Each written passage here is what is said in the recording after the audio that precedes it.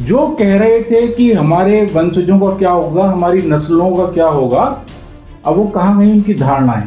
नरेंद्र मोदी, अगर आप जीवित रहने के लिए आंदोलन कर रहे हैं तो आपकी महत्वाकांक्षाएं हैं।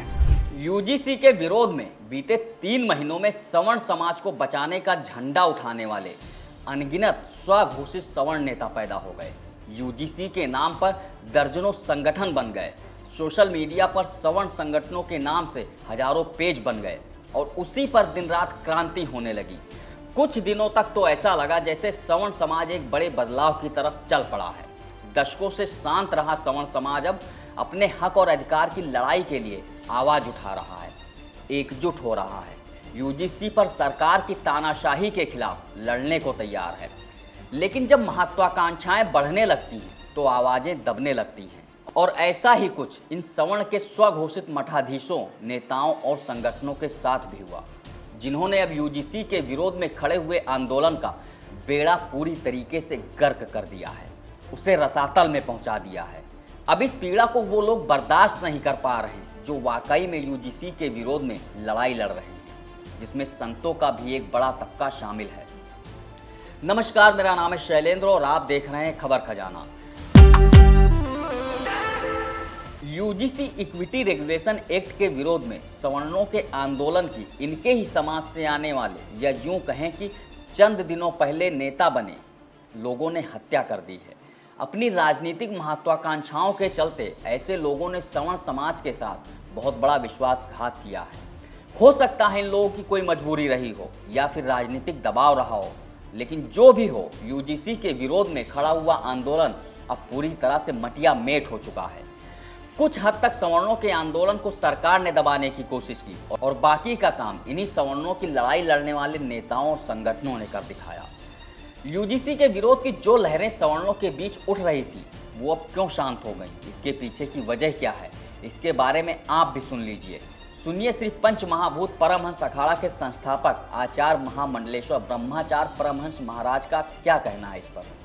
सवर्णों का यूजीसी के लिए जो आंदोलन इकट्ठा हुआ था, जहां सारे एकत्र हुए थे, जिसमें एक एकता का संचार था, वो अपना कहीं ना कहीं राजनीतिक लोलुपता में और राजनीतिक महत्वाकांक्षा की बलि चढ़ता चला जा रहा है।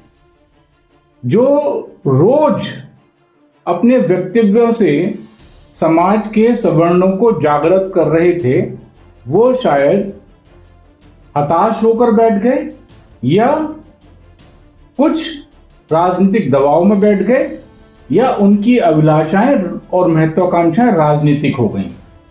आज जो कह रहे थे कि हमारे वंशजों का क्या होगा, हमारी नस्लों का क्या होगा, अब वो कहाँ गई उनकी धारणाएं। आचार्य महामंडलेश्वर ब्रह्माचार्य परमहंस महाराज लगातार यूजीसी के विरोध में आवाज उठा रहे हैं, लोगों को जागरूक करने का काम कर रहे हैं। लेकिन अब जो हालात यूजीसी को लेकर पैदा हुए हैं उस पर इन सवर्णों को सोचने की जरूरत है। जब से यूजीसी की नई गाइडलाइन को लागू करने की घोषणा हुई और उसके बाद ये विवाद शुरू हुआ, तभी से आए दिन सवर्णों के सम्मान में कोई ना कोई पार्टी बन रही है, कोई नया संगठन खड़ा हो रहा है, तो कहीं सोशल मीडिया पर एक नया नेता पैदा हो रहा है। लेकिन इन सभी का मकसद ये कभी नहीं रहा कि वो सवर्णों की समस्या के खिलाफ पूरी ताकत से लड़ें, बल्कि उनकी चाहत तो ये है कि उनके वीडियो पर, रील्स पर और पोस्ट पर सोशल मीडिया पर रीच कितनी मिल रही है, फॉलोअर्स कितने बढ़ रहे हैं, लाइक्स और कमेंट की बाढ़ आ रही है या फिर नहीं। उन्हें इसकी चिंता सबसे ज़्यादा है। Twitter, Facebook, WhatsApp, Instagram, Telegram पर यूजीसी के विरोध में क्रांतियाँ की जा रही हैं। बड़ी बड़ी जंगें सरकार के खिलाफ हर दिन हो रही हैं। भाजपा को सत्ता से उखाड़ फेंका जा रहा है। चुनाव में कड़ा जवाब देने का ऐलान किया जा रहा है। प्रधानमंत्री नरेंद्र मोदी के पुराने भाषणों की क्लिप निकालकर उस पर भर भर कर उन्हें कोसा जा रहा है। लेकिन ये सब सिर्फ और सिर्फ सोशल मीडिया पर हो रहा है जनाब। जमीन पर तो नील बटे सन्नाटा है, क्योंकि इन्हें चिलचिलाती धूप में निकलने से डर लगता है। एसी कमरों को छोड़ना ही नहीं चाहते हैं। लेकिन महत्वाकांक्षाएं ऐसी कि शोहरत बुलंदियों पर हो, नाम का डंका पूरे देश में बजे, सवर्ण समाज इनके सामने लहालोट हो जाए, तो ऐसे क्रांतिकारियों के लिए आचार्य महामंडलेश्वर ब्रह्माचार्य परमहंस महाराज ने क्या कहा है, उसे सुनिए।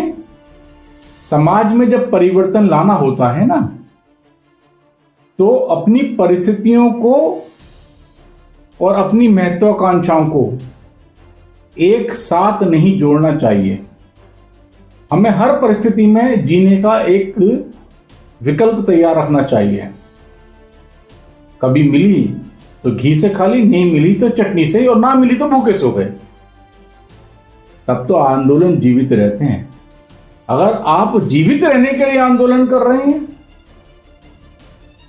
तो आपकी महत्वाकांक्षाएं हैं, और आप आंदोलन को जीवित रखना चाहते हैं तो यह आपका परमार्थ है।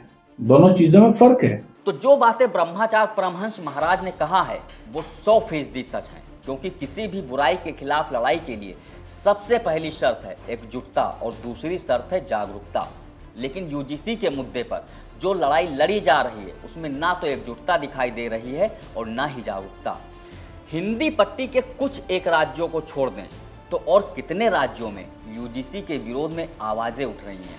क्या पश्चिम बंगाल में कोई आंदोलन हो रहा है?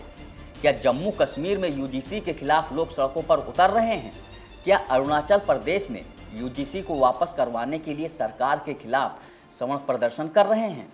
तो फिर सिर्फ यूपी, बिहार, मध्य प्रदेश में आवाज़ उठाकर, पैदल मार्च निकालकर क्या यूजीसी के खिलाफ लड़ाई जीती जा सकती है? और इन सब के बीच एक और सवाल ये है कि जितने भी संगठन और नेता विरोध प्रदर्शन कर रहे हैं वो अपनी ढपली अपना राग के रास्ते पर ही दिखाई दे रहे हैं। सब गा तो रहे हैं यूजीसी के विरोध की धुन, लेकिन सुर किसी के भी नहीं मिल रहे हैं। इस वीडियो में फिलहाल इतना ही। बाकी देश दुनिया की खबरों के लिए देखते रहिए बतकही चौक। नमस्कार।